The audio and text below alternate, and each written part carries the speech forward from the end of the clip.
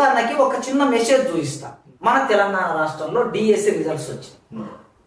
DSC results వచ్చిన తర్వాత నా దగ్గర చదువుకున్న ఒక విద్యార్థి ఒక రోజు నాకు ఒక మెసేజ్ పెట్టాడు.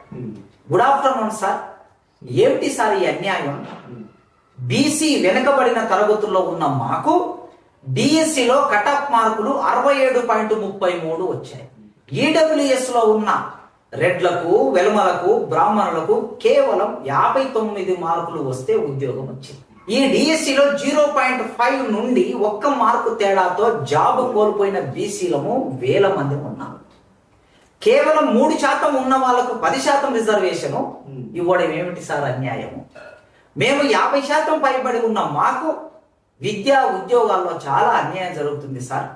మా జిల్లాలో 200 ర్యాంక్ వచ్చిన బీసీలకు జాబ్ రావట్లేదు సార్, కానీ 1000 ర్యాంకు వచ్చిన ఈడబ్ల్యూఎస్ వాళ్ళకు జాబ్ వచ్చింది సార్.